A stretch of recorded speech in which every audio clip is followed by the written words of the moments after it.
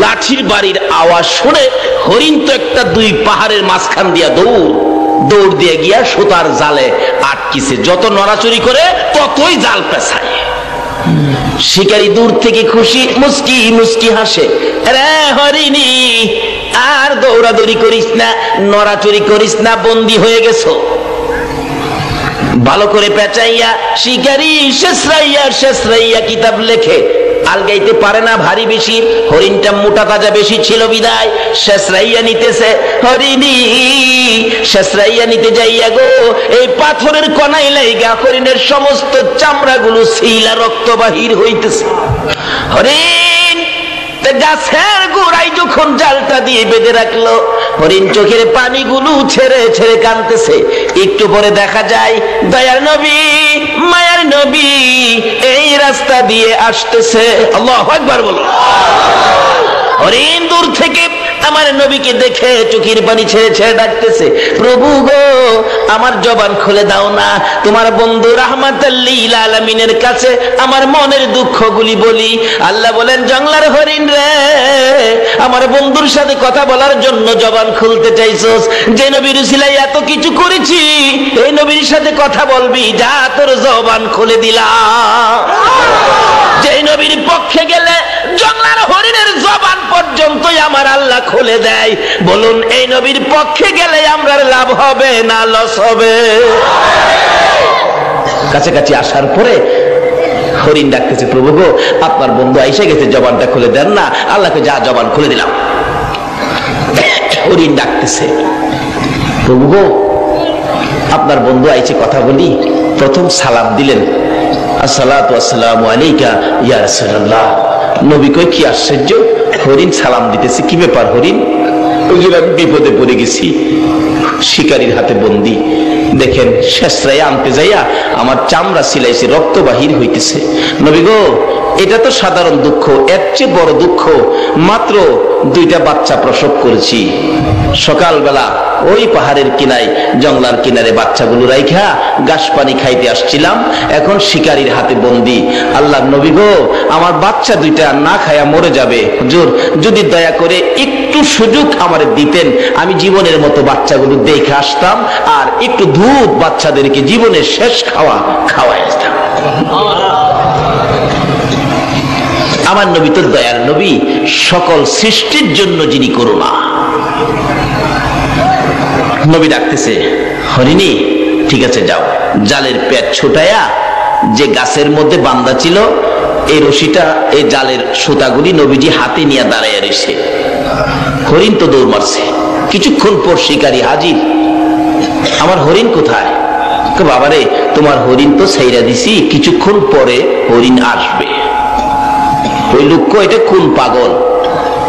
শিকারী বলতেছে জাল দিয়া পেঁচাইয়া হরিণ ধরতে পারি না, আর হরিণ ছাইরা দিলে হরিণ আসবে, এটা কোন পাগল কি কয় রে? আচ্ছা আপনাদের ধারণা কি যিনি হরিণ ছাড়ছে ফিরা আবার আইবনি? আসতে কইলেন যে আইতো না।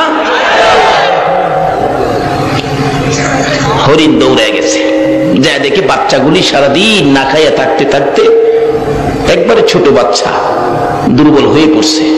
বাচ্চা 2টার সামনে গিয়ে দাঁড়াইছে, চোখের পানিগুলি হরিণীর পড়তেছে। বাচ্চা জিগায়, মা মা এত দেরি করলা যে, তোমার শরীরে রক্ত দেখা যায় কেন? কে মারছে তোমাকে? কোন জায়গায় বিপদে পড়ছো? মা হরিণী কান্দে। ও বাচ্চারা শোনো, প্রশ্নের পর প্রশ্ন করো না, সময় নষ্ট করো না। শিকারীর হাতে বন্দী হয়েছি, দুধ খাবি নি রে, জীবনের শেষ দুধ আমার কাছ থেকে খেয়ে দে, মা বলে ডাক দিবি নি রে, জীবনের শেষবারের মতো মা বলে ডাক দিয়ে দে। বাচ্চা দুটো জিজ্ঞেস করে কারণ কি? রে বাচ্চারা কারণ জিজ্ঞেস না, তোদের মায়াই রে একটু দুধ খাওয়ানোর জন্য রাহমাতাল লিল আলামিনের হাতে রশি লাগাইছি। বাচ্চা 2টাও আমার নবীরে চিনে। বলুন হরিণের বাচ্চাও নবীরে চিনে কিনা? হরিণের বাচ্চা হইয়াও নবী চিনে গো, কিন্তু উম্মত হইয়া নবী চিনি না। একটা হরিণের জন্য নবী করুণা, কিন্তু নবীর পক্ষে গেলে, নবীর পক্ষে না গেলে না। বাচ্চা দুইটা ডাকতেছে, মা এত দেরি করলা যে? বাবারে বিপদে পড়েছি, নবীজির হাতে রশি দিয়া তোমাদেরকে দুধ খাওয়াইতে আইছি। বাচ্চা দুইটা ডাকে, মাগো নবীর সাথে বেয়াদবি কইরা আইছো, আমরারে দুধ খাওয়াইতা? মা, না খাইয়া জীবন দিমু, তোমার দুধ খাইতাম না। বাচ্চা হরিণ চিনে, কিন্তু আমরা উম্মতের মধ্যে চিনে না।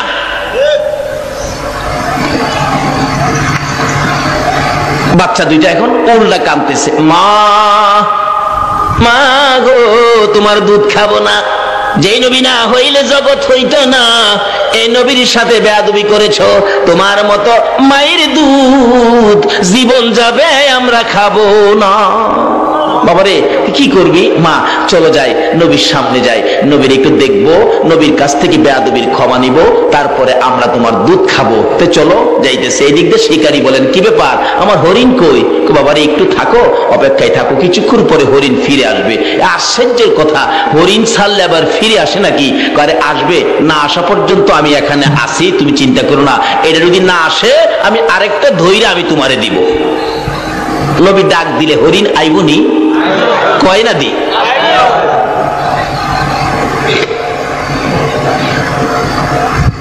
আচ্ছা, হরিণীটা পিছনে দুইটা বাচ্চা আসতেছে। রাসূল বলেন, বাবারে চিন্তা করো না, ওই যে তোমার হরিণ আসতেছে। শিকারী তাকায় দেখে হরিণ গিয়েছিল একটা, আসতেছে কয়টা? বাচ্চা দুইটা একটু যখন কাছাকাছি এসে গেছে, আমার নবীর সুন্দর চেহারা যখন দেখা যাইতেছে, বাচ্চাগুলো মার আগে আগে যায়। যেই নবীর বাচ্চারা পর্যন্ত ভালোবাসতো গো, আজকে বুঝের হইয়া নবী চিনলাম না। যেদিন আমার নবী মক্কা থেকে হিজরত করে মদিনায় যায়, মদিনার ইতিহাস খুলুন, এখনো মক্কা মদিনা ইতিহাসের ঘন্টা বাজে। আমার নবী মদিনার সীমানার কাছাকাছি গেলে মদিনার লোকেরা দাঁড়িয়ে আছে, নবীকে ভালোবাসা দিবে। যেই নবীর ভালোবাসা রে ইয়াসরিব নামের পাথরের দেশ সোনার মদিনা হইয়া যায়। লোকেরা দাঁড়িয়ে আছে, নবীকে ভালোবাসা দিবে, কিন্তু বড়দের আগে বাচ্চাগুলো, ছোট ছোট ছেলে মেয়েগুলো একবারে সকলের সামনে গিয়ে দাঁড়িয়ে আছে, হাতে হাত ধরে। নবীজি কাছাকাছি আসার পর আরবি দিয়ে গান শুরু করে দিয়েছিলেন, তলাল বাদরু আলাইনা। আমি তাকে বাংলাতে গান বানাইছি। আমার নবী মদিনার সীমানায় গেলে রাসূল বলেন, ছোট্ট ছোট্ট ছেলে মেয়েরা সবার আগে আমাকে ভালোবাসা দিতে যাইয়া, বাচ্চাগুলো নবীকে ঘেরাও করে দাঁড়াইয়া সবাই ডাকতেছে, আরে মা আমিনার কোলে দেখো চাঁদ উঠেছে। বলুন, মা আমিনার কোলে দেখো চাঁদ উঠেছে, যাহারি প্রেমেতে জাহান পয়দা হয়েছে। হাইরে যাহারি প্রেমেতে জাহান। আমার নবী বলেন, আরে কচি কচি বাচ্চা ছেলে মেয়েরা, সত্যি কি তোমরা আমাকে ভালোবাসবি? বাচ্চারা বলেন, ইয়া রাসূলুল্লাহ, আমরা কসম খাইলাম গো, জীবনের বিনিময়ে আপনাকে ভালোবাসবো। রাসূল বলেন, প্রভু গো, বাচ্চারা বলে জীবনের বিনিময়ে আমাকে ভালোবাসবে, আমিও কথা দিলাম এই দেশের মানুষকে ভালোবাসবো। আমার আল্লাহ বলেন, দেশ আমি আল্লাহ সোনার মদিনা বানাইয়া দিলাম। যে নবীর ভালোবাসায়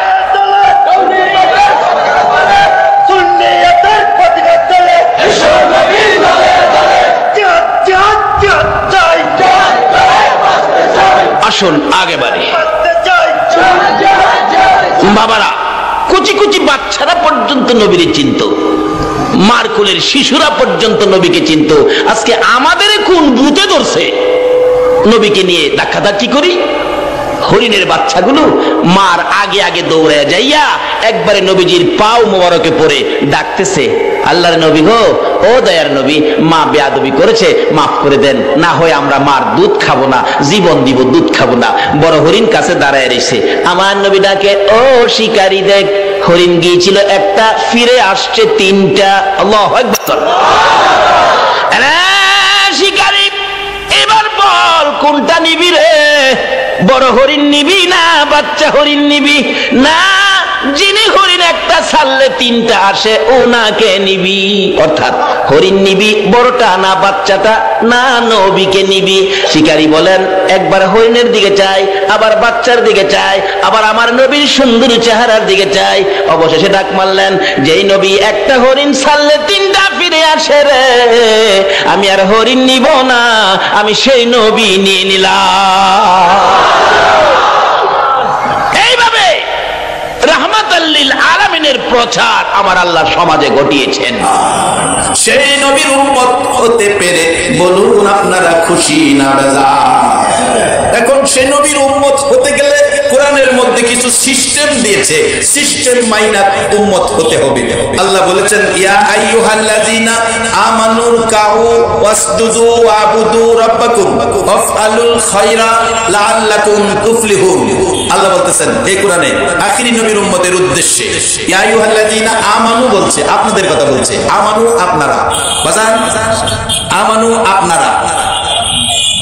আবার কোরআনের আরেক জায়গায় বলছে, ইয়া আইয়ুহাল্লাযীনা আমানু ইত্তাকুল্লাহ, তোমরা আমারে ভয় করো।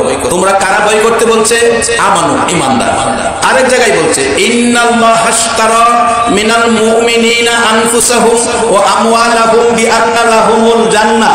এই কোরআনের মধ্যে, এই কোরআনের ঘর আপনাদের এলাকায়, এই হাফিজিয়া মাদ্রাসা, এই কোরআনের মধ্যে আছে।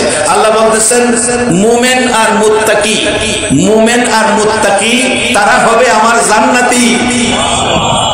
মুমিন আর মুত্তাকি তারা হবে আমি আল্লাহর জান্নাতি।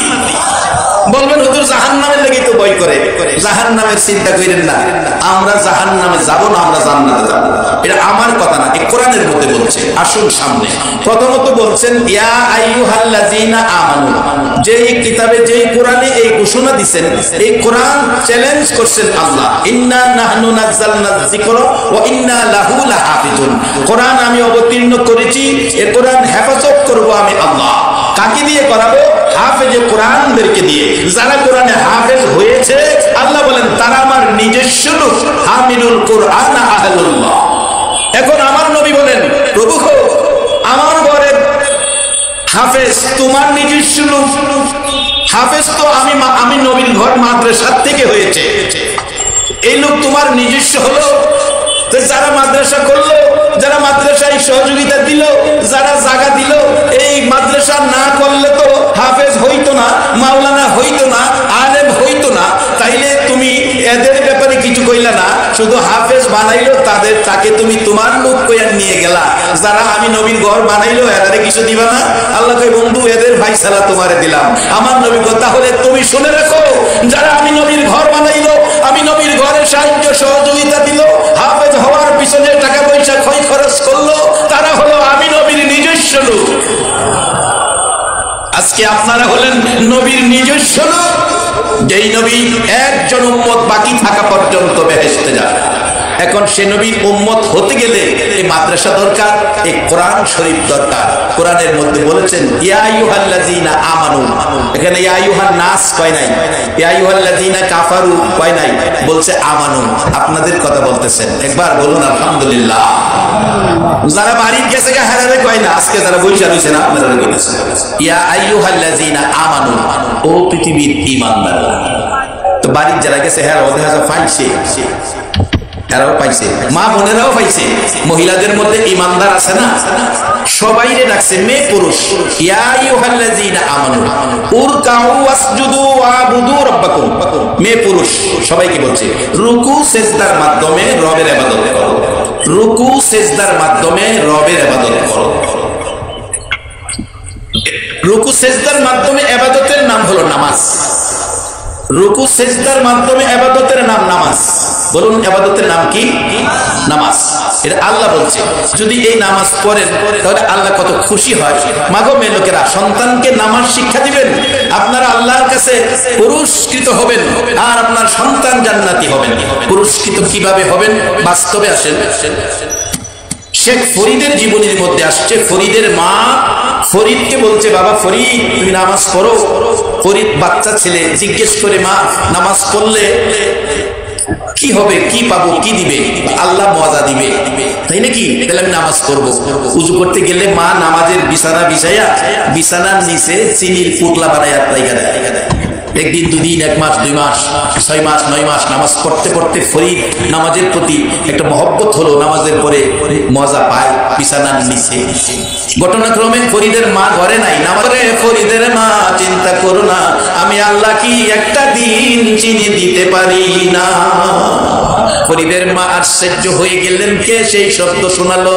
অপেক্ষায় আছে ফরিদের মা। ফরিদ নামাজ শেষ করে বিছানা টান দিলেন, নিচে তাকাইয়া দেখেন অন্যদিন একটা পুটলা থাকতো, আজকে তার চাইতে বড় বড় 3টা পুটলা আমার আল্লাহ দান করে দিছে। বলুন সে আল্লাহ এখনো আছে কিনা? বাজান, সেই আল্লাহ বলেছে রুকু সেজদার মাধ্যমে রবের ইবাদত করো, রবের ইবাদত করো, রুকু সেজদার মাধ্যমে যা চাইবেন তাই পাইবেন। তবে এখানে বলেছেন রুকু সেজদার মাধ্যমে রবের ইবাদত করো, কিন্তু তারপরে জান্নাত দিব এ কথা কয় নাই। তারপরে বলছে আফআলুল খায়রা, আফআলুল খায়রা, আফআলুল খায়রা, ভালো কাজ কইরো। রুকু সেজদার মাধ্যমে রবের ইবাদতের নাম নামাজ, নামাজের পরে ভালো কাজ কইরো, ভালো কাজ কইরো। বাজান, যারা মাদ্রাসা প্রতিষ্ঠা করেছে, যারা আজকে মাদ্রাসায় ছাত্র দিয়ে হাফেজ বানাইছে, যারা আজকে কোরআনের পক্ষে বসে আছেন, বলুন এই কাজটা ভালো না খারাপ? আমার আল্লাহ বলেন আফআলুল খায়রা, ভালো কাজ করো, ভালো কাজ করলে পুরস্কার আসবে। লাআল্লাকুম তুফলিহুন। শুধু নামাজ পড়ে বেহেশতে যাবেন, ভালো কাজ যদি না থাকে। এক বেচারা নামাজও পড়ে দুধের মধ্যে পানি দেয়, দুধে পানি দিয়া নামাজ পড়ে। আপনারাই ফাইসালা দেন, দুধ কত সুন্দর জিনিস। মুসা আলাইহিস সালাম জিজ্ঞেস করেন, আল্লাহ আল্লাহ তোমার একটা কথা বলি, তুমি রাগ হইবা? আল্লাহ বলেন কি কথা? রাগ হইবা নি? আগের কথা কইলে রাগ হব না। আল্লাহ তুমি কি খাও না? আল্লাহ কেন এই সাহস করে কে দিল? আল্লাহ আমি জানি তুমি রাগ হইবা, তারপর মন চাইছে জিগাইলাম তুমি খাও না? কয় না আমি খাই না। না খাইয়া থাকো কেমনে? তোর কাছে কই দিব? মুসা আলাইহিস সালাম কথা বেশি কইতেন। পরে জিগাই, আল্লাহ তুমি যদি খাইতা তাহলে কি খাইলা হইলে? খাইলে তুমি কি খাইলা হইলে? যাক, একজন লোক, এটা কমিটি দেখতেছে। আপনারা কেউ কথা বলেন, আপনারা কেউ কথা বলেন। সবাই যাইতে হবে না, 2 জন গেলেই হবে। সবাই যায় না, আপনাদের কেন? তার পাগলামি সে করতেছে, সে করুক। এতক্ষণ তো আমি দেখতেছি, আমি তো বলি নাই। বসেন, আপনারা বসেন। লা ইলাহা ইল্লাল্লাহ, লা ইলাহা ইল্লাল্লাহ, লা ইলাহা ইল্লাল্লাহ, লা ইলাহা ইল্লাল্লাহ। বাজান, মাহফিল কবুল হয়ে গেলে মাহফিল কবুলের নমুনা হলো এটা। হয়তো কেউ পাগলামি করবে, না হয় মাহফিলে কুকুর ঢুকাইয়া দিবে, না হয় মাহফিলে বিড়াল ঢুকবে। এই 3 নমুনা হলো মাহফিল কবুলের লক্ষণ। এতে বোঝা যায় মাহফিল কবুল হয়ে গেছে। সকলে একবার বলুন আল্লাহু আকবার। কারণ আপনারা মাহফিলে বসে আছেন, আপনাদের একটা চিরশত্রু আছে, হেরে চিনছেন? এর নাম কি? শয়তান। আমরা ভালো কাজ করলে কি এর কাছে ভালো লাগে? ভালো লাগে না। এই শয়তানের কাজ হলো হয়তো কোনো পাগল ঢুকাইয়া দিব, না হয় বিড়াল ঢুকাইয়া দিব, না হয় কুকুর ঢুকাইয়া দিব। এটা বোঝা গেল মাহফিল কবুলের শর্ত। একবার বলুন আল্লাহু আকবার। আবার আসুন, আমি শেষ দিকে যাচ্ছি। ভালো কাজ করবেন, ভালো কাজের মধ্যে নামাজের পর দুধে যদি পানি দেন, কাজটা কি ভালো না খারাপ?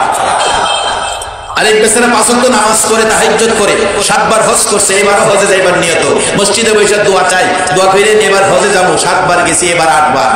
পার্শ্ববর্তী বাড়ির একজনে কয়, হের লেগে দোয়া কইরেন না, দোয়া করলে কোনো লাভ হবে না, কারণ এর ছোট ভাই বোনেদের সম্পদ যা ছিল এর নিজের নামে সব লেখা লাইছে। নিজের ভাই বোনেদের হক মাইরা মক্কা মদিনায় হজ কইরা জান্নাতে যাওয়া সম্ভব হবে না। দুধে পানি দিয়া নামাজ পড়া বেহেশতে যাওয়া যাবে না। আল্লাহ বলছে নামাজের সাথে ভালো কাজ করতে হবে। তাফআলুল খায়রা, যদি ভালো কাজ করতে পারেন, লাআল্লাকুম তুফলিহুন, তাহলে আপনি সফল কাম। বাজান, সকল ভালো কাজের মধ্যে শ্রেষ্ঠ ভালো কাজ হবে মা বাবার খেদমত করা। মা বাবার খেদমত, বর্তমান সময়ে মা বাবার খেদমতের বেলায় ত্রুটি, এটাই হবে আমার শেষ কথা। আজকে যদি কোরআন পাশে থাকতো, মা বাবা খেদমত পাইতো। আজকে যদি নবীর সুন্নাহ কাছে থাকতো, মা বাবা খেদমত খেদমত পাইতো। বাজান বাস্তবে আসুন, কিছুদিন আগের ঘটনা বাজান বরিশালের কাছাকাছি আপনার সাতক্ষীরার কাছে একটা জায়গার নাম আছে বাগেরহাট, খুলনার পাশাপাশি বাগেরহাটে একটা ছেলে মাকে বুড়া মাকে, যে মা এরে বাবারা ভাইরা, আমরা যেদিন ছোট সন্তান ছিলাম ঘরের মধ্যে রাত্র 4টা বাজে প্রস্রাব পায়খানা করে দিছি, গড়াগড়ি করে সারা শরীর পায়খানায় বড়াইছি। বাবা ঘুম থেকে উঠে বাতি জ্বালাইয়া ডাকতেছে, ঘুমিয়াছো? ছেলের পায়খানা সারা শরীর ধরা যাবে না, একেবারে পায়খানা ভর্তি। দাদি ঘুম থেকে উঠে নাকে কাপড় দিয়ে ডাকতেছে, বৌমা ঘুম থেকে উঠো, পায়খানার গন্ধ সহ্য করা যায় না। এবার ফুফু ঘরে ঘুম থেকে উঠে বলছে, পায়খানার গন্ধ সহ্য করা যায় না। খালা ছিল বেড়াইতে পাশের রুমে, নাকে কাপড় দিয়ে ডাকতেছে, পরিষ্কার করো, দুর্গন্ধ সহ্য করা যায় না। সবাই নাকে কাপড় দিল, দুর্গন্ধ অনুভব করলো। একটা সত্য কথা বলবা গো মায়ের সন্তানেরা, একটা মানুষ নাকে কাপড় দিল না, দুর্গন্ধ লাগলো না, নিজের হাতে পায়খানার উপর দিয়ে ধরে ধুয়ে মুছে পরিষ্কার করে 2 গালে চুমাইতেছে। বলুন এই দরদি ব্যক্তিটাকে? বাবারা নবী বলেছে, উম্মতেরা রে, মক্কা মদিনা তোমার ঘরে। কেউ যদি মা বাবার চেহারার দিকে মায়ার নজরে তাকায়, কেউ যদি মা বাবার দিকে ভালো ব্যবহার করে, মা বাবার সাথে ভালো ব্যবহার করে, মা বাবার মন সন্তুষ্ট খুশি রাখে, মা বাবার চেহারার দিকে মায়ার নজরে তাকায়, আমার নবী বলেন, যতবার তাকাবি ততটা কবুল হজের নেকি তোমার আমল নামায় পায়া যাইবা। সেই মা কত কষ্ট করেছে ছোটকালে, কোনোদিন নাকে কাপড় দিল না। বাজান বাগেরহাটের বাস্তব ঘটনা, বাগেরহাটের জমিনে যারা ফেসবুক চালান, পত্রিকার খবরে দেখেছেন, ফেসবুকে এসেছে, মা বুড়া মানুষ বিছানায় প্রস্রাব পায়খানা করে দেয়, দুর্গন্ধ ঘরে থাকার মতো নয়। এবার সিদ্ধান্তে পৌঁছলেন ছেলের বউ, মাকে তো আর মারা যাবে না, জল্লাই ফেলে দিব। এই উদ্দেশ্যে সকালবেলা একটা পলিথিন বস্তা নিয়ে মার পাশে দাঁড়াইলে মা ডাকতেছে, বাবা ছোটকালে তুমি যখন বিছনায় প্রস্রাব পায়খানা করতা, আমি মা পলিথিন কাগজ নিচে বিছাইয়া দিতাম, আজকে পলিথিন ব্যাগ বস্তা নিয়ে আইছো আমার নিচে কি বিছাইয়া দেওয়ার জন্য? কোনো কথাই বলে না ছেলেটা। ছেলের বউ দৌড়ায় আসছে, কাছে আসার পর দুইজনের সিদ্ধান্ত, বুড়া মা, একেবারে দুর্বল বুড়া মাকে আরেকজনে ধরে বস্তার ভিতরে ঢুকাইছে। বস্তার ভিতরে ঢুকাইলে মা কান্দে, বাবা কেন রে বস্তার ভিতরে ঢুকাইছো? আমার প্রস্রাব পায়খানার গন্ধ করে আমারে বস্তায় ঢুকাইছো। যেদিন তুমি প্রস্রাব পায়খানা করেছো সবাই নাকে কাপড় দিত, আমি মা জীবনে একটা দিন নাকে কাপড় দেই না। আমার নবী বলেন, উম্মতেরা রে, এই মায়ের পায়ের নিচে তোমার জান্নাত। বস্তার ভিতরে ভরে মুঠি বাইন্ধা রওনা হলেন খুলনা বাগেরহাটের জংলায়, যেখানে মানুষের চলাফেরা নাই, ওই জংলার মধ্যে বস্তাবন্দি মাকে ফালায়া চলে আসতেছে। মা নড়াচড়ি করতে করতে পলিথিন বস্তার ভান খুলে গেছে, মাথাটা বাহির হয়ে গেছে, ছেলের দিকে তাকাইয়া কাঁদতেছে, বাবা বাবা গো কেমনে আমারে ফালাইয়া যাইতেছো? রাত্র 2টা বাজে যদি বাড়িতে আইসো গো বাবা, সারা গ্রামের মানুষ ঘুমাইতো, আমি মা দরজা খুইলা দাঁড়াইয়া থাকতাম, আমারে ফালাইয়া যাইতেছো, যাও, দুর্গন্ধ করে প্রস্রাব পায়খানা, যাইতেছো, যাও, যা বাবা যাও। কি বলবো, আল্লাহ রে আমার ছেলেটা আমারে ফালাইয়া যাইতেছে, আল্লাহ আমি দোয়া করি মা হইয়া তুমি মার দোয়া কবুল কইরো, আমার বাবারে সহি সালামতে বাড়ি পৌঁছাইয়া দিও। ছেলে মাকে ভুলে যাই গো, মা ছেলেকে ভুলে না, এমন দরদি মারে আর ব্যথা দিও। বাজান ইবাদত করে জান্নাতে যাওয়া যাবে না, কত ইবাদতকারী জাহান্নামী হবে। কোরআন বলেছে, আমিলাতুন নাসিবাতুন তাসলা নারান হামিয়া। বাজান জান্নাতে যাইতে হলে ইবাদতের সাথে থাকতে হবে ভালো কাজ। সর্বোত্তম ভালো কাজ হলো মা বাবার খেদমত। আল্লাহ বলেছেন, ওয়া কাদা রাব্বুকা আল্লা তা'বুদু ইল্লা ইয়্যা ওয়া বিল ওয়ালিদাইনি ইহসানা। ইবাদত করো আল্লাহর, খেদমত করো তোমার মা বাবা। বাজান এই শিক্ষার ট্রেনিং এর সেন্টারটার নাম হলো মাদ্রাসা। এই শিক্ষার এই ট্রেনিং এর ঘরটা হলো মাদ্রাসা। কোরআন সুন্নাহ মোতাবেক এই ট্রেনিং দিবে মা বাবা, কত গুরুত্বপূর্ণ সম্পদ। আল্লাহ আমাদেরকে মাদ্রাসার পক্ষে খুব। ইব্রাহিম আলাইহিস সালামের জীবনী খুলুন। ইব্রাহিম আলাইহিস সালাম আদরের সন্তান, একমাত্র সন্তান ইসমাইল। ইব্রাহিম থাকে সিরিয়াতে, ইসমাইল আলাইহিস সালাম থাকে মক্কাতে। মক্কাতে বিয়ে করে চিঠি লিখলেন, বাবা ইব্রাহিম, বাবা একটু কষ্ট করে আসেন, আপনার আদরের ছেলে ইসমাইল বিয়ে করেছে, বাবা একটু বউটা দেখে যান। ইব্রাহিম আলাইহিস সালাম খুশি, অনেক দিন হলো সন্তানটারে দেখি না, যে সন্তানের গলায় আমি আল্লাহকে খুশি করার জন্য ছুরি চালিয়েছিলাম, সন্তানটারে দেখে আসি। ঘোড়া চালাইলেন, বুড়া মানুষ কষ্ট করে মক্কায় গিয়ে ইব্রাহিম আলাইহিস সালাম ইসমাইলের বাড়ির গেটে ডাক দিলেন, ইসমাইল বাড়িতে আছো? ইসমাইল ভিতর থেকে গরম সুরে জবাব, কে? এত বড় দুঃসাহস, আমার স্বামী সম্মানী ব্যক্তিত্ব, নাম নিয়ে ডাকো, কে তুমি? মাগো, আমি একজন বুড়া মানুষ, বহু দূর থেকে আসছিলাম ইসমাইলকে দেখার জন্য। আবারও নাম নিয়ে বলো। ইসমাইল বাড়িতে নাই, বাসায় নাই। কোন সময় আসবে গো মা? তাও বলতে পারি না। মাগো, এত রাগ দেখাও কি লিগা? এত কথা শুনতে চাই না। মা, আমি তো মেহমান আসছিলাম, আমি কি করব? ইসমাইলকে চাইছো, ইসমাইল নাই, তাহলে কি আমি যাবো গা? যাও গা মা, যাইগা। ইসমাইল আসলে বইল, ঘরের চৌকাটটা ভালো না, এটা যেন বদলায়। বাবা বলে গেছে চৌকাট ভালো না। ইব্রাহিম চলে গেলেন সিরিয়ার দিকে। কিছুক্ষণ পর ইসমাইল আলাইহিস সালাম বাড়ির গেটে এসে দাঁড়াইয়া দুইটা চোখের পানি ছেড়ে ছেড়ে ডাকে, বিবি, বিবি গো, আমার বাড়িতে কি কোনো মেহমান আসছিল? ও বিবি, আমার নাকে দিয়ে আমার বাবা ইব্রাহিমের গন্ধ লাগতেছে। আমার নাকে ইব্রাহিম, আমার বাবা ইব্রাহিম আলাইহিস সালামের গন্ধ লাগতেছে, বলো কোনো মেহমান আসছিল কিনা? বিবি ঘর থেকে বলে, হ আসছিল, একটা বুড়া লোক, নাম কি জানি না, আয়েশা তোমাকে নাম নিয়ে ডাকে। কত বড় দুঃসাহস! ইসমাইল আলাইহিস সালাম বুঝে ফেলেছে আমার বাবা ইব্রাহিম ওই তো আমার নাম লইয়া ডাকে। যত বড়ই হয়, বাবা কি নাম নিয়ে ডাকে না? এই ডাকের মধ্যে একটা শান্তি লাগে কিনা বলুন? সারা বাংলাদেশে কোথাও আমি তোফাজ্জলকে কেউ তুই করে ডাক দেয় না। বাড়িতে গেলে আমার মা নাই, বুড়া বাবা, বাড়িতে গেলেই জিগায় আজকে কই গেছিলি? আবার বিকালবেলা বাড়িতে বাহির হইলে জিগায় আজকে কই যাবি? কি যে শান্তি লাগে! এই শব্দটার মধ্যে যেন জান্নাতের শান্তির গন্ধ। ইসমাইল আলাইহিস সালাম কান্দে, বিবি গো, আমাকে যে নাম নিয়ে ডেকেছে এটাই তো আমার বাবা ইব্রাহিম আলাইহিস সালাম। তুমি কি আমার বাবার খেদমত করো নাই? না, না করি নাই। ডাক দাও নাই? না। বাড়িতে বসতে কও নাই? না।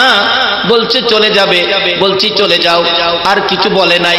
একটা কথা বলেছে। কি বলেছে গো বিবি? স্বামী, আমি দেখি ঘরের চৌকাট ভালো, ওই বুড়া লোকটা বলেছে ঘরের চৌকাট ভালো না, চৌকাটটা যেন বদলাইয়া ফেলো। সঙ্গে সঙ্গে বাহিরে দাঁড়াইয়া বলছে, বিবি গো, ইনি আমার বাবা গো ইব্রাহিম খলিল, তোমার ব্যবহারে অসন্তুষ্ট হইয়া আমার বাবা বলে গেছে ঘরের চৌকাট বদলাইতে। চৌকাট তো ঘরের চৌকাট নয়, চৌকাট হইলা তুমি। আমার বাবার মনে কষ্ট দিয়েছো, বাবা বলেছে তোমাকে বদলানোর জন্য। আমি ঘরের ভিতরে আসবো না, এখান থেকে বাবার খুশির জন্য নির্দেশ দিলাম আমি ঘরে আসার আগে তুমি ঘর থেকে বেরিয়ে যাও। বাবা খুশি করার জন্য ইসমাইল আলাইহিস সালাম স্ত্রী বের করে দিলেন, তালাক দিলেন। আর বর্তমান সময়ের যুবকেরা স্ত্রী খুশির জন্য মা বাবাকেও ঘর থেকে বের করে দেয়, বাদ দেয় না। কত কিছু খায়, কত মার্কেটিং, নিজের ঘরে ফল ফলাদি। বাবা একটা সিজন গেল, একালি কমলা বাবার কপালে জুটল। নিজের কপালে নিজে কোরআন মেরেছো, মা বাবাকে যারা না খাওয়ায়া নিজে খালি খাইছে। বাবারা কষ্ট হইতেছে আপনাদের? আমি শেষ দিকে গেছি, মা বাবার জন্য কি করতে হবে সেদিকে যাচ্ছি। এবার ইসমাইল আলাইহিস সালাম বাবার খুশির উদ্দেশ্যে বিবি বাদ দিয়ে আবার বিয়ে করলেন, আবার চিঠি লিখলেন, বাবা আবার কষ্ট করে এসে দেখে যান চৌকাঠটা বদলাইছি। ইব্রাহিম আলাইহিস সালাম বলতেছে বড় বিবির কাছে সিরিয়াত থেকে, সাহারা আমার বাবা ইসমাইল চিঠি লিখছে, আবার বিয়ে করছে, বউটা একটু দেখে আসি, তুমি অনুমতি দাও। বড় বিবি কয় অনুমতি দিতারি, গোড়ার উপরে উঠে যাইবা, গোড়ার থেকে এক নজর দেখা চলে আসবা, গোড়ার থেকে মাটিতে পাও লাগাইতে পারবে না। ইব্রাহিম আলাইহিস সালাম কয় সাহারা 12 বছর হয়েছে ইসমাইল যে দেখি না, আমার কি মনটা চায় না একটু ভালো করে দেখি? কোনো কথাই শুনতে চায় না। ওয়াদা দাও গোড়ার থেকে দেখাইবা, পাও লাগাইতে পারবে না। ইব্রাহিম আলাইহিস সালাম কয় চিঠি যখন লিখছে ছেলেটা, যাও ঠিক আছে, মাটিতে পাও লাগাবো না, গেলাম।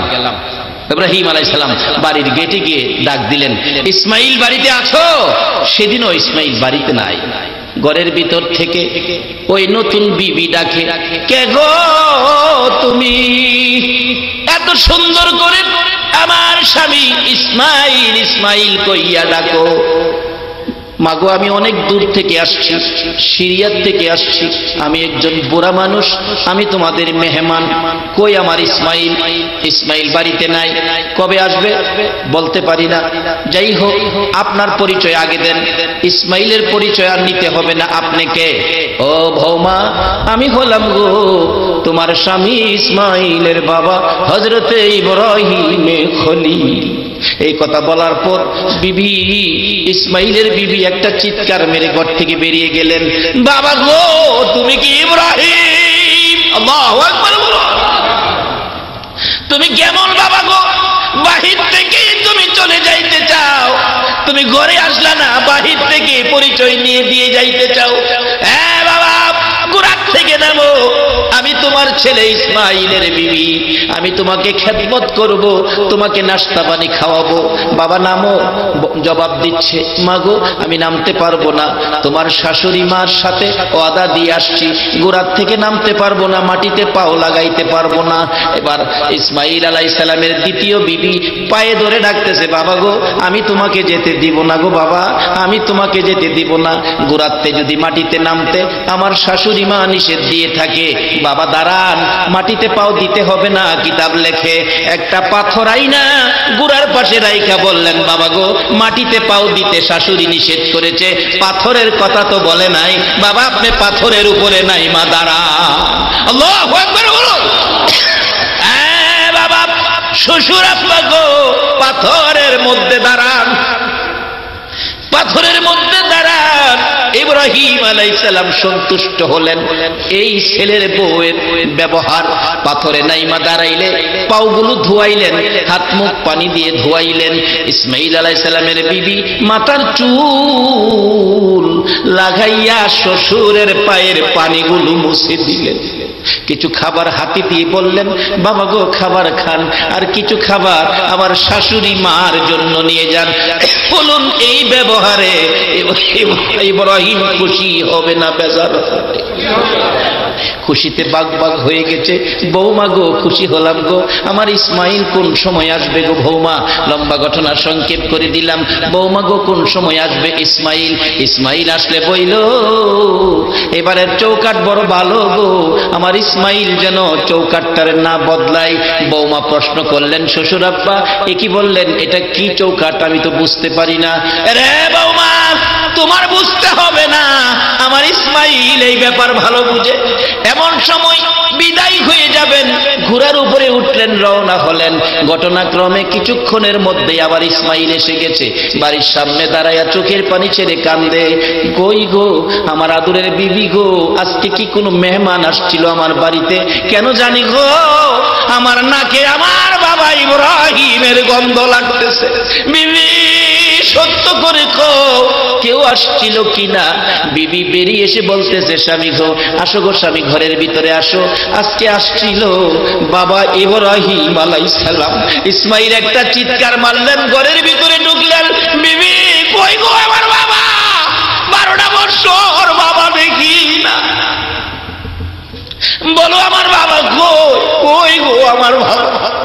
বিবি চোখের পানি ছেড়ে দিলেন, স্বামী গো বাবারে রাখতে পারি নাই, বাবা নাকি শাশুড়ি মার সাথে কথা দিয়ে আসছে, দেরি করতে পারবে না, কি করলি গো, আমি কি বাবারে পাইতাম না। এবার বিবি বলতেছে, স্বামী গো বাবারে রাখতে পারি নাই, আসো বাবার দুইটা পা মোবারকের পাথরে দাগ রেখেছি, এই পাথরে বাবা দাঁড়িয়েছিল, এই যে দেখো পাথরে দাগ রয়ে গেছে, যাইয়া দেখবেন এই পাথরটা এখনো খানায় কাবার। এই ভিসা প্রত্যেকেরই আইসা পড়ছে, শুধুমাত্র ফ্লাইট ডেটটা বাকি।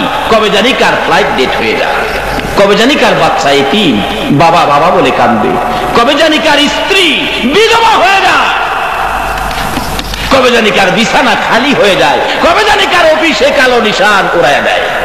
বলুন এই সময় প্রত্যেকের আসবে কিনা? তার আগে লন সম্পর্ক করি ওই ব্যক্তির সাথে যার উপর আল্লাহ নিজে 24 ঘন্টা দুরূদ শরীফ পড়ে। এই নবীর সাথে সম্পর্ক থাকলে লাভ হবে না লস হবে? আসুন বলতেছিলাম, এই নবীর ভালোবাসায় ভারতের জমিনে সে পাকিস্তানি যুবক আব্দুর রশিদ নবীর সরাসরি সাক্ষাৎ। নবী কথা দিয়েছেন আমার পাশের বিছানায় ঘুমাবে। এই নবীর ভালোবাসায় কি লাভ হবে না লস হবে? তাই বলতেছিলাম, আসুন এ নবীর পক্ষে আসুন। এই দেশ ছেড়ে দিতে হবে। নবী ছাড়া কবরে যায়েন না, নবী ছাড়া নামাজে যায়েন না, নবী ছাড়া হজ করতে যায়েন না, নবী ছাড়া মাদ্রাসায় যায়েন না, নবী ছাড়া মসজিদে যায়েন না, নবী ছাড়া কবরে যায়েন না, নবী ছাড়া হাসরে যায়েন না, নবী ছাড়া মিজানও যায়েন না। কোন ইবাদত করে নবী ছাড়া যত ইবাদত আছে কোন ইবাদত দিয়ে আমার আল্লাহ খুশি হবে না। বাস্তবে আসুন না, উত্তম ইবাদত নামাজ। আপনাদের এই এলাকায় উত্তম ইবাদত কিসেরে বলে? সারা পৃথিবীতে বলে উত্তম ইবাদত নামাজ। এর মধ্যে সারা দিনে 5 ওয়াক্ত নামাজ। প্রথম ওয়াক্তটা হলো ফজর। প্রথম ওয়াক্তটা ফজরের নামাজ কয় রাকাত? 4 রাকাত নামাজ। কিভাবে পড়বেন বলুন তো? 2 রাকাত সুন্নত, 2 রাকাত। আচ্ছা সুন্নত আগে পড়েন না পরে পড়েন? আচ্ছা আগে পড়েন কেন? আগামীকাল থেকে আমি বলে দিলাম পরে পড়বেন। আপনারা কি মানবেন? মাশাআল্লাহ, খুশি হলাম। মৌলবীর কথাও মানি না, আল্লাহর বিধানই রাইট। কি কর? আল্লাহর সিস্টেম রাইট। মৌলবীর কথা মানবেন না। ওখান দেশের মৌলবীর কথা মানে, মৌলবীর কথা মাইন না মানুষ নবীরেও আবুল কাবুল কয়, কয় না? নবী আমাদের মতো মানুষ, এই সেই নানান কথাবার্তা কয়। নবী আমাদের মতো মানুষের বিকেন্দ্রে। মা আয়েশা সিদ্দিকা বলেন, নবীজি একদিন পায়খানা মুবারক আদায় করে আসছেন। পায়খানা মুবারক, পায়খানাকেও শুধু পায়খানা বললে বেয়াদবি হয়, মুবারক বলতে হবে। পায়খানা মুবারক আদায় করে আসলে মা আয়েশা বলেন, আমি দেখতে গেলাম আল্লাহর হাবিব, আল্লাহর দোস্ত, যার খাতিরে সব, এই নবীর পায়খানা মুবারকের রংটা জানি কেমন, পায়খানা মুবারকটা একটু দেখে আসি। মা আয়েশা সিদ্দিকা রাদিয়াল্লাহু তাআলা আনহা কিছুক্ষণ ঘোরাঘুরি করে দেখে আসলেন, কই পায়খানা মুবারক নাই, মনে হয় পায়খানা করে নাই। ঘরের মধ্যে এসে টেনশন ফিল করতেছে। আচ্ছা আয়েশার মনে কি নবীজি কি জানতে বাকি আছে? নবীজিকে, আয়েশা কি খবর? হুজুর না কিছুই না। না কিছুই না কইলেই হবে না, আমি নবী জানতে বাকি নাই, বলো কি খবর?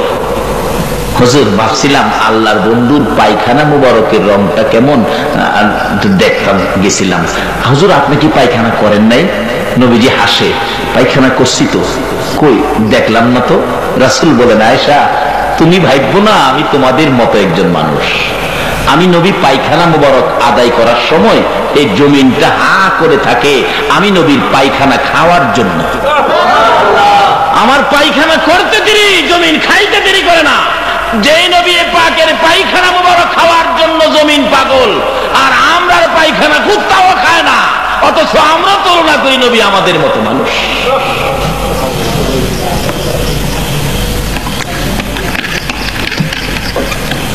কাজী এরকম নয়। আসুন আমরা নবীকে নবীর জায়গায় রাখি। আল্লাহ নিজে ঘোষণা দিয়েছেন, বন্ধু আমি আল্লাহর ওয়াহদানিয়াতের মধ্যে কোনো শরীক নাই, তুমি নবীর রিসালাতের মধ্যে কোনো শরীক নাই। কিন্তু আমরা কেন এখানে শরীক করতে যাই? আল্লাহ আমাদেরকে সঠিক জায়গায় রাখো। সকলে বলুন আমিন। বলতেছিলাম ফজরের নামাজ 4 রাকাত, প্রথম 2 রাকাত সুন্নত, পরে 2 রাকাত সুন্নত আগে দেওয়ার অর্থ কি? সিস্টেমটা কেন করলো? আজকে আমি যদি বলি কালকার থেকে ফজরের সুন্নত পরে পড়বেন, আপনারা কেউ মানবেন না। আর এটাই সিস্টেম, এই বিধান সিস্টেম যেটা, এটাই মানবেন। কারণ মৌলবীর কথাই কেউ আন্তাজি মান্তাজি দল গঠন করেন না, কোরআন হাদিসের কথাই যাবেন। মৌলবী ভুল করতে পারে, কিন্তু কোরআন হাদিস ভুল করে না। মৌলবীর কথাই মনে যা তা করেন না, কোরআন হাদিসের পক্ষে যান, মৌলবীর পক্ষে নয়। তবে আমার বিশ্বাস হয়ে গেল আজকে আপনারা মৌলবীর পক্ষে নয়, কোরআন হাদিসের পক্ষে। আমি বললাম আগামীকাল থেকে ফজরের সুন্নত পরে পড়বেন, আপনারা কেউ মানেন নাই। আল্লাহ আপনাদের হায়াত দেখ, আল্লাহ সঠিক পথে কবুল করুক। সকালে বলুন আমিন। ফজরের সুন্নত আগে, ফরজ পড়তে হয় পরে। আচ্ছা বলুন, সুন্নত আগে ফরজ পরে, সুন্নতটা আগে 2 রাকাত পড়বেন, এটা কার স্মরণে পড়বেন বলুন? তাইলে এই ইবাদতের 5 ওয়াক্ত উত্তম ইবাদত নামাজ, 5 ওয়াক্তের প্রথম ওয়াক্ত ফজর, এখানে আগে নবীর স্মরণ লাগবে নাকি? আল্লাহু আকবার বলুন। এত সুন্দর সিস্টেম করেছেন আল্লাহ তার হাবিবকে বোঝানোর জন্য। তারপরেও যদি আমরা এই নবীকে নিয়ে টানা হেসরা করি, কাজটা কি ভালো হবে? আল্লাহ পাক সিস্টেম করেছেন এই নবী আগে, এই নবী না হইলে এই নামাজও হইতো না। কারণ সকল ইবাদতের দরজা হলো নবী মুহাম্মদুর রাসূলুল্লাহ। একবার মক্কার মদিনায় ঝগড়া লাগছে। মক্কা কয়, মদিনা রে তোর তো দাম নাই। আমি মক্কা কত দামি জানোস? মদিনা জিগাই, এত দাম তোর কি দিয়ে হইল? মদিনা জিগাই। মক্কা কয়, টের পাস না আমার মধ্যে জমজম, জমজম তোর মদিনায় নাই। আমার মধ্যে সাফা মারোয়া তোর মদিনায় নাই। আমার মধ্যে মিনা মুজদালিফা আরাফা এমনকি খানায় কাবা তোর মদিনায় কি আছে? মদিনা দেখে মক্কা জমজম লইয়া বাহাদুরি করিস না, মিনা মুজদালিফা আরাফা লইয়া অহংকার করিস না, খানায় কাবা লইয়া তাকাব্বুরি করিস না। আমি মদিনার দিকে তাকাইয়া দেখ রে মক্কা, এমন এক নবী আমি মদিনার বুকে ঘুমাইছে রে, যেই নবী না হইলে তোর খানায় কাবা হইতো না। সেই নবীকে চিনানোর জন্য আমার আল্লাহ কত সিস্টেম করেছেন। নামাজ পড়বেন উত্তম ইবাদত, ফজর প্রথম ওয়াক্ত, আল্লাহ কয় আগে নবীর স্মরণে 2 রাকাত সুন্নত পড়ো। কারণ এই নবী না হইলে ইবাদত হইতো না, মসজিদ মাদ্রাসা মক্কা মদিনা কিছুই হইতো না। কাজী এই নবীর স্মরণে সব। যেমন বাস্তবে আসুন, আপনাদের এলাকায় বিবাহ শাদী হইলে 5টা গরু, 50টা খাসি, 5000 মুরুগ, এত বড় ডেকোরেশন আয়োজন, এত রান্না বাড়া। বলুন উসিলাটাকে? আল্লাহ। উসিলাটা কার? বর দোলা। একমাত্র বরের উসিলাই, একজনের উসিলাই কত একটা ব্যয়বহুল একটা আয়োজন, কত বড় ঝামেলা, পরিশ্রম, টেনশন। 8 দিন আগের থেকে বাজার সাজায় শুরু, লাইটিং ফাইটিং এই সেই শুরু করে দিচ্ছে। বলুন এত বড় আয়োজনের পিছনে কারণ কয়জন? একজন। উনি কে? বর। কথাটা বুঝাইতে পারলাম না? উনি কে? আয়োজনের মেন কে? বর। আচ্ছা বিয়ের দিন মেহমান ঠিকই 5000 আইসা পড়ছে, কিন্তু বর আসে নাই। আচ্ছা আপনারাই বলেন, আপনাদের দেশের বিচারে বলুন, বর আসে নাই, মেহমান 5000, মেয়ের বাবা কি এই মেহমান খাওয়াইবো? মেহমানের দিকে চাইতেই না, খালি দেখবো গিরে গিরে বর কই। কিরে ভালো, বরের খবর কি? এমনি দেখে বরের বাবা আইছে, বিয়াই কি খবর, ছেলে কোথায়? বিয়াই মনে দুঃখ নিন না, খানা দানা খাওয়ান, ছেলে আজকাল 8টার ফ্লাইটে মালয়েশিয়া চলে গেছে। আচ্ছা বলুন মেয়ের বাবা, এই আয়োজন কি ছেলে পক্ষের কাউরে খাওয়াইব? যদি একটু গরম হয় লাড়ি লইব, কইব তোরা না খাওয়াইয়া কুকুরে খাওয়াই দেব। এত আয়োজন, মেহমান, মেহমানের মর্যাদা নাই কেন? যার খাতিরে মেহমান ইনি সাথে নাই। তাই আল্লাহ বলছে যার খাতিরে ইবাদত, এই নবীর সুন্নত 2 রাকাত। আল্লাহু আকবার বলুন। যার খাতিরে ইবাদত, এই নবীর সুন্নত, যদি না লাগাও আমি আল্লাহ খুশি না, তোমার ইবাদত কবুল করি না। নবীর নবুয়তি পাইলেন। আজকে সেই নবীর উম্মত আমরা যে কত দামি। আল্লাহ ঘোষণা দিয়েছেন, বন্ধু তোমার একজন উম্মত দুনিয়ার জমিনে থাকতে দুনিয়াটা ধ্বংস হবে না, কিয়ামত হবে না। তবে বিজাতিরা মাঝে মাঝে দাও দেয় কিয়ামত করত। একবার আইছিল না চট্টগ্রাম, আসে নাই কিয়ামত কয়েক বছর আগে? নির্ধারিত টাইম করে দিল কোন বিজ্ঞানী, দুনিয়া বলে কিয়ামতে যাবো, দুনিয়াটা হের বাপের। কি আমরা মুসলমানও দেখছি মাশাআল্লাহ জিনিসপত্রের দাম বাড়াই লেছে। কয় মুখ তারিখে তো শেষ, রাখাইবার খায়ালা যে ফোলা কবরটা বাড়িতে আনাইছে নাতি নাতকা দেখা যাইতো, ইমান হারা হয়ে গেছে। নাউজুবিল্লাহ। বলুন পুরো বিজ্ঞানীর কথা সত্য হবে না রাসূলে পাকের কথা সত্য হবে? রাসূল তো কিয়ামতের নমুনা দিয়ে গেছেন, বহু দূরে আছে কিয়ামত। এগুলি আজকে আলোচনা নয়, কিভাবে হবে কিভাবে আসবে এটি অন্য দিন। আসুন আমরা সেই নবীর উম্মত, যে নবীর উসিলাতে কুল কায়নাত। আজকে সেই নবীর আদর্শ মুসলমানদের কাছে নাই বিধায় আজকে মুসলমানদের অধপতন। যেই নবীর উম্মতের এত সহজে আল্লাহ পাক মাপ দিয়ে দেন। আমার আলোচনাটা ছিল সেখানে, তারপর আমি কোরআন শরীফ থেকে যা তেলাওয়াত করেছি, হাদিস শরীফ থেকে আলোচনায় যাইতেছি, একটু লম্বা হয়ে যাইতেছে। আপনাদের কষ্ট হয় না তো? আবার একটু কষ্ট করেন নবীর পক্ষে। নবী যদি না খাইয়া আপনার আমার জন্য পেটে পাথর লাগাইতে পারে, আমরা কি একটা রাইতের কিছু সময় দিতে পারবো না? যারা এই নবীকে চিনেছে নিজের জীবনটা পর্যন্ত দিয়ে দিতে, আমরা শুধু রাত্রের কিছু সময় দিব, রাজি আছি না? তাই আসুন, বলতেছিলাম আমার নবী রওনা হলেন। এই নবীর ভালোবাসায় কি পাইবেন সেটার পরেই আমি আমার বাস্তব আলোচনায় যাচ্ছি। সঠিক পথ রাসূলের পথ, সঠিক পথ রাসূলের আদর্শের পথ। কাজে এই পথটাকে ধরতে পারলেই আমাদের মুসলমানদের শান্তি, মুসলমানদের বিজয়। এবার নবীজি যাইতেছেন আবু বকর সঙ্গে। মুখের মধ্যে হাত বুলাইলে, আগে বাড়িঘর ছিল না, এখন বাড়িঘর। কথাটা খেয়াল আছে? এখন তো বাড়িঘর দেখা যায়। হুজুর একটা বাড়ি তো দেখা যায়। রাসূল বলেন, তা যাও বাড়িতে কে আছে দেখো। একটা দৌড় দিলেন, যায় দেখে বাড়ির গেটে যে নাম লেখা, নামে খ্রিস্টান কে হিন্দু বোঝা যায় না। বাড়ির গেটে নাম লেখা নিবারণ চন্দ্র সাহা, তাহলে আপনারা কি মনে করবেন? হিন্দু। বাড়ির গেটে নাম লেখা চৌধুরী মোহাম্মদ আব্দুর রহমান, এটা কি ভাববেন? আবু বকর বলেন, বাড়ির গেটে নাম দেখে বুঝে ফেলেছি এই লোকটা ইহুদি, কারণ ইহুদির বাড়ির খাউন মুসলমান খাইতে পারে। দৌড়া এসে বসে, ইয়া রাসূলুল্লাহ বাড়ি আছে ঠিক, কিন্তু খাবার সম্ভব হবে না। কেন? গেটের মধ্যে নাম দেখিছি, নামে বুঝি ফেলেছি লোকটা ইহুদি। ইহুদির বাড়ি, খাবার না খাইয়া মরে যাবো হুজুর, খাইতাম না। রাসূল বলেন, এত পেটে খিদা, একটা কাজ করো, কি দেখো না বাড়িতে কেউ আসেনি, যাও। বাড়ির দিকে তাকায় দেখে আবু বকর একটা মহিলা দেখা যায়, পালঙ্গের মধ্যে বসা, খাটের মধ্যে বসা, খাটের নিচে ছোট্ট একটা ছাগলের বাচ্চা, আর কেউ নাই। হুজুর দেখলাম একটা মহিলা আছে বাড়ির ভিতরে, ছোট্ট একটা ছাগলের বাচ্চা আছে, আর কিছু নাই।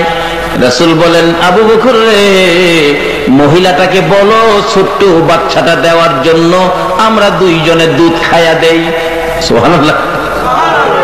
বাচ্চা নিজেই ঠিক মতো খাওয়াইতে পারে না, নিজেই দুধ খায়, আর রাসূল কয় এটাতে বলে দুধ খাইব। যেই নবীর আঙ্গুলের ইশারায় আকাশের চাঁদ দুই টুকরা হয়, যেই নবীর আঙ্গুলের ইশারায় মৃত ঘাস জীবিত হয়। আল্লাহু আকবার বলো। এই নবী কি বাচ্চা ছাগল থেকে দুধ খাইতে পারবে কিনা? সেই নবী তো আমাদের নবী, যে নবীর উসিলাই কুল কায়নাত, যে নবীর উপর আমার আল্লাহ নিজে 24 ঘন্টা দুরূদ ও সালাম প্রেরণ করতেছে। আবু বকর নবীজির নির্দেশে বাড়ির গেটে দিয়ে ডাকে, মা, মা গো, আপনার ছাগলটা দিবেন, আমরা একটু দুধ খেয়ে দেই। আচ্ছা, এই কথা শুনলে মহিলা হাসবে না কাঁদবে? হাসে আর কয়, তোমার নাম কি? আমার নাম আবু বকর। তুমি কি পাগল? এটা নিজেই দুধ খায়, এটাতে তুমি দুধ খাইবা করতে? আচ্ছা, এটার মধ্যে দুধ নাই, এটার থেকে দুধ বাহির করে খাই, তাহলে আপনারা কোনো দাবি আছে? আর দাবি থাকবই কেন? এটা তো দুধ নাই, নাই, এটার থেকে আমি বাহির করব, আপনাদের কি? কিন্তু নবীজি বাহির করার ক্ষমতা আছে নেই? বাচ্চারা দেন না, দুধ খাইয়ে দেই। মহিলা কয়, এটা নিজে দুধ খায়, এটার তো বলে দুধ খাইবো, তো দেওয়া দরকার। বাচ্চাটা বাহির করে দিলেন, নেন দুধ খান, দুধ খান, দেই কেমনে দুধ খান। কিন্তু দুধ কি আবু বকর খাইবো না রাসূলের কাছে নিয়ে যাইবো? নবীজির কাছে নিয়ে গেলেন। ইয়া রাসূলুল্লাহ, বাচ্চাটা আনছি। মহিলাটা পিছে পিছে আইসা বাড়ির গেটে দাঁড়ায় রইছে, দেখি কি করে। দেখি বাচ্চাটা নিয়ে, ছাগলের বাচ্চাটা নবীজির কাছে দিলে, নবীজি বাচ্চাটা নিচে রাইখা দুইটা হাত বাড়াইছে, আল্লাহ, আমার আবু বকর পেটের খিদা, আমারও পেটের খিদা, আবু বকর খাইবো, দুধের ব্যবস্থা করো। আচ্ছা, নবীজি এইভাবে ডাকলে আল্লাহ শোনেনি না? কারো কোনো সন্দেহ আছে? বিন্দু মাত্র নয়, মুহূর্ত দেরি হয়। আল্লাহ পাকের দরবারে নবীজি ডাক দিতে দেরি হয়, আল্লাহ পাক রহমত বরকত দিতে দেরি করে না। আজকে যদি সেই নবীরে চিনতে পারতাম, সেই নবীর পক্ষটা ধরতে পারতাম, তাহলে মুসলমানদের উপর বিপদ আসতে পারে না।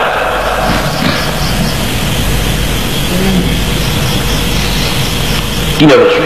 এক আল্লাহর ওলির জীবনী, কষ্ট হবে আপনাদের? এক আল্লাহর ওলির জীবনী, ওলির নামটা আমার মনে নাই, যদি মনে থাকে কারো বলে দিয়ে খুশি হব। মনে নাই আমার। সেই ঘুম থেকে স্বপ্ন যুগে ঘুমের ঘরে দেখতেছে নবীজিকে। অনেক সময় নবীজিকে স্বপ্নে দেখা যায় না? নবীজিকে স্বপ্নে দেখতেছে, নবীজি এভাবে দাড়ির মধ্যে খাও যাইতেছে। আমরা অনেক সময় দাড়ির মধ্যে এভাবে খাও যাই না, কই না?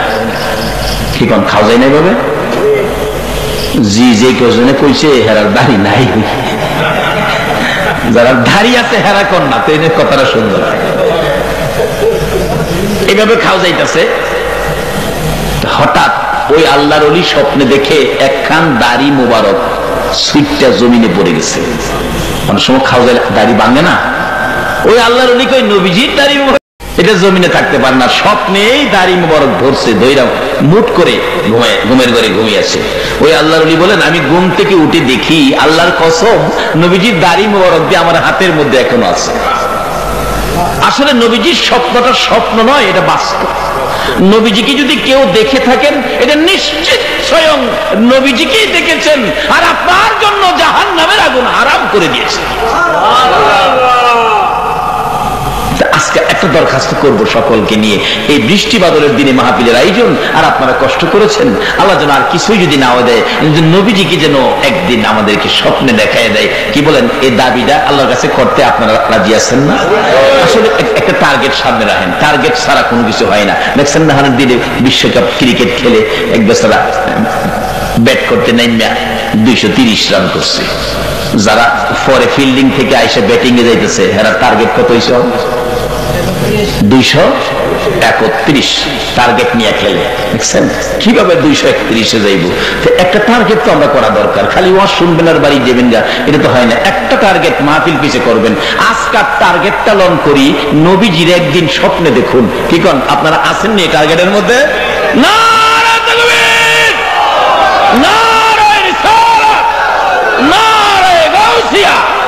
আজকে সকলের টার্গেট হলো নবীজিকে একদিন স্বপ্নে দেখা।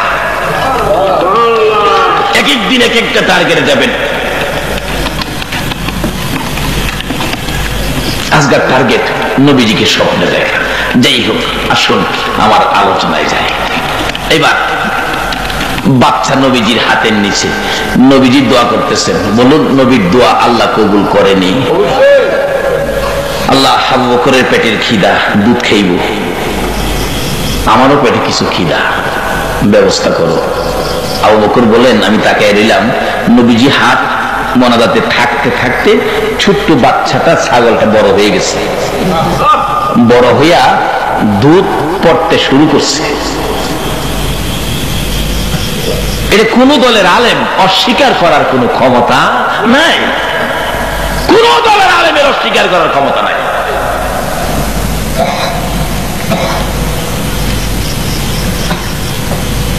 দুধ মহিলাটাও বাড়ির গেট থেকে দেখতেছে। মহিলাটা কারি কি আশ্চর্য, এই লোকটারও তো চিনলাম, আবু বকর, যে লোকটা দোয়া করলে ছোট বাচ্চা বড় হইয়া দুধ দেয়, এই লোকটা জানি কে, জিগাইলাম না। আমার নবী বলেন, আবু বকর রে, দুধের ব্যবস্থা হয়েছে, যা যা মহিলাটার কাছ থেকে দুধের বান্ড নিয়ে আসো। বান্ড নিয়ে আসলেন, নিচে ধরলেন, দুধ দোহন করবেন। বালতি ভরে গেল বরকতের দুধে। আল্লাহু আকবার বলুন। আমার নবী বলেন, আবু বকর, পেটে খিদা লইয়া রে, খা, বেশি করে খা। আবু বকর বলেন, ইয়া রাসূলুল্লাহ, আমি আগে কিভাবে খাবো? আপনি নবী আগে খান। নবীজি আগে খাইলেন। বলুন দুধের দাম আরো বাড়ছে কিনা? হ্যাঁ, নবী আগে দুধ খাইলেন, তারপরে আবু বকরের হাতে দিলেন। আবু বকর বলেন, নবী পাক পেট ভরে খাইলো, আমি আবু বকর পেট ভরে খাইলাম। আল্লাহর কসম, আগে যা ছিল এখনো দুধ তাই দেখা যায়। নবী বলেন, আবু বকর আরো খাবিনি? না হুজুর, আর খাবো না। তাহলে দুধ সহ, বান্ড সহ, ওই ছাগলের বাচ্চা সহ বাচ্চার মালিকের কাছে ফিরাইয়া দাও। দুধ সহ, ছাগল সহ, বান্ড সহ নিয়ে গেলেন। মা, এই জেলাও তোমার ছাগল, এই জেলাও তোমার দুধ, এই জেলাও তোমার বান্ড, সব তোমারে দিয়ে গেলাম। এবার ছাগলের মালিক মহিলাটা ছাগল লইয়া ঘরের ভিতরে যাইয়া ডাকে, ছাগল রে, কার পরশে রে? বাচ্চা ছাগল বড় হয়ে গেলে, দুধ ছাড়া ছাগল দুধ দিতে শুরু করলে, কিতাব লেখি ওই ছাগলটা একটা না 30 বছর পর্যন্ত দুধ দিয়েছে, বাচ্চা বিয়ানের প্রয়োজন পড়ছে না। আমার নবীর মধ্যে বরকত আছে কিনা বলুন? মা বোনেরা, আসো না, এই নবীর পক্ষে আসো না। কেন এই নবীর পক্ষে আসবে না? তোমরা মহিলা হইয়া যখন এই পৃথিবীর জমিনে জন্ম নিতা, মা বাবারা তোমাদেরকে কলঙ্ক মনে করে গলায় টিপে মারতো, গলায় ছুরি দিয়ে কাটতো। কোন কোন মহিলাকে জীবন্ত কবর দিয়ে দিতেন, কলঙ্ক মনে করে তোমাদের এই অবস্থা ছিল। যেদিন এই রাহমাতুল লিল আলামিন নবী, রহমতের নবী, বরকতের নবী, উম্মতের কান্ডারি নবী দুনিয়ার জমিনে এসেছে, এদিন থেকে মহিলাদেরকে এইভাবে হত্যা করা বন্ধ করে দিয়েছে। বলুন মহিলারা আগে এই নবীর পক্ষে যাওয়া দরকার আছে কিনা? যদি যাইতে পারো গো মা বোনেরা, তোমাদের পুরস্কারের বাজেট কি হবে এটার পরেই আমার বাকি আলোচনায় যাচ্ছি। এবার যাইতেছে, বাচ্চা লইয়া, ছাগলের বাচ্চা লইয়া, দুধ লইয়া ঘরের ভিতরে ঢুকতেছে। বাচ্চাটা 30 বছর পর্যন্ত একটানা দুধ দিলেন। নবীর দুয়ার বরকতে, বরকতের দুধ। আবু বকর আমার নবীকে লইয়া মদিনার পথে যাইতে শুরু করলেন। কিছুক্ষণ পর ওই বাড়ির মালিক ইহুদি বাড়িতে আসছেন। বাড়ির সামনে আয়েশা দেখে একটা অনুষ্ঠানের, আনুষ্ঠানিকতার একটা ঘোষণা এখানে পাওয়া যায়। বাড়ির মধ্যে কি যেন অনুষ্ঠান হয়েছে, একটা রান্না বাড়া খাবার হইলে যেমন বাড়ির আশেপাশে গেলে গন্ধ পাওয়া যায়। ইহুদি বলেন, বাড়ির গেটে দাঁড়াইয়া কেমন কেমন লাগতেছে। বাড়ির ভিতরে ডাক দিয়ে ডাকে, বিবি গো, বল আজকে আমার বাড়িতে কি হয়েছে? ইহুদি ডাকতেছে, বিবি বল কি হয়েছে? বিবি বলেন, স্বামী ভিতরে আসো, একটা মজার ঘটনা তোমার কাছে বলবো। কি ঘটনা? একজন লোক আসছিলেন, লোকটার নাম আবু বকর, পিছনে আরেকটা লোক।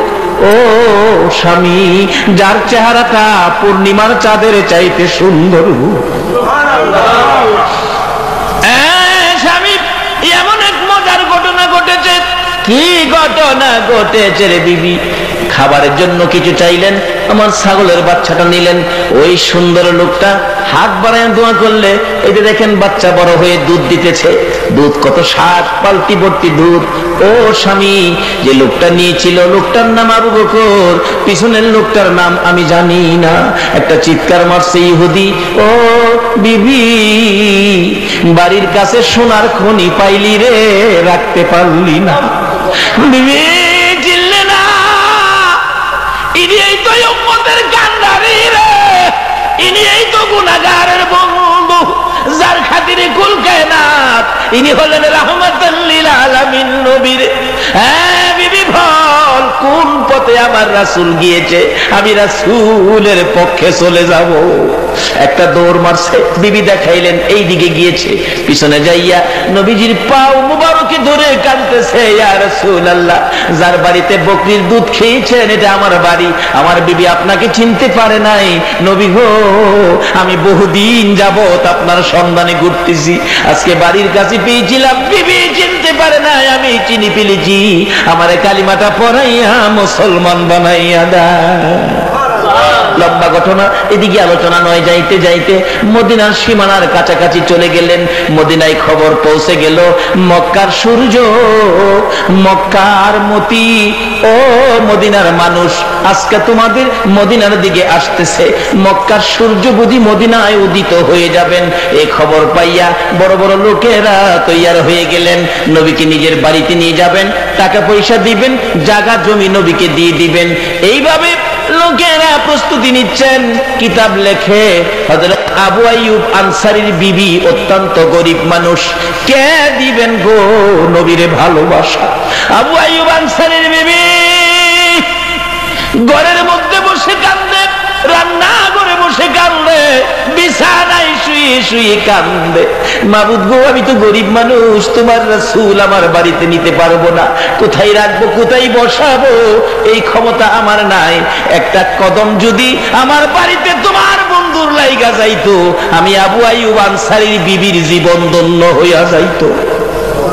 মাবুদ গো, আমি তো গরিব মানুষ, তোমার বন্ধুকে রাখতে পারবো না, একটা কদম আমার বাড়িতে তোমার বন্ধুরে লাগাইয়া নিও। এই বলে কান্দে। সকালবেলা ঘুম থেকে উঠে উড়ান বাড়ি পরিষ্কার করে ঝাড়ু দেয়, রাস্তাটা পর্যন্ত ঝাড়ু দেয়, না জানি এই রাস্তায় রাসূল আসে। মা বোনেরা, তোমাদের মতোই মহিলা আবু আইয়ুব আনসারীর বিবি সকালবেলা রাস্তা পর্যন্ত পরিষ্কার করে, আর চোখের পানি দূর হয় না, খালি কান্দে। নবীজির একটা কদম যদি তার বাড়িতে লাইগা যাইতো। এবার আমার আল্লাহ ডাকে, এরে আবু আইয়ুব আনসারীর বিবি, আমার নবীর ভালোবাসায় কান্দোস রে, এই চোখের পানির দাম অতি বেশি হয়ে গেছে। আমার আল্লাহ বলেছেন, বন্ধু গো, তোমার ভালোবাসায় যারা কাঁদবে, এই চোখের এক ফোঁটা পানির দাম আমি আল্লাহর আরশের চাইতেও বেশি হয়ে যায়। আবু আইয়ুব আনসারীর বিবি কান্দে, নবীজির একটা কদম তার বাড়িতে লাগার জন্য। এদিক দিয়া নবীজি মদিনার সীমানার কাছাকাছি এসে গেছে। মদিনার লোকেরা, ছেলেরা মেয়েরা পর্যন্ত ওই মদিনার সীমানায় রাসূল পাওয়ার জন্য দাঁড়াইয়া রইছে। মুরব্বীরা দাঁড়িয়ে আছেন, ধনীরা দাঁড়িয়ে আছেন, গরিবরা দাঁড়িয়ে আছেন, সকল শ্রেণীর মানুষ দাঁড়িয়ে আছেন নবীজিকে দেখার জন্য, নবীজিকে বরণ করে নেওয়ার জন্য। কচি কচি বাচ্চারা পর্যন্ত, ছোট্ট ছোট্ট ছেলে মেয়েগুলি পর্যন্ত ওই মদিনার সীমানার মধ্যে দাঁড়িয়ে আছে। আল্লাহু আকবার বলো।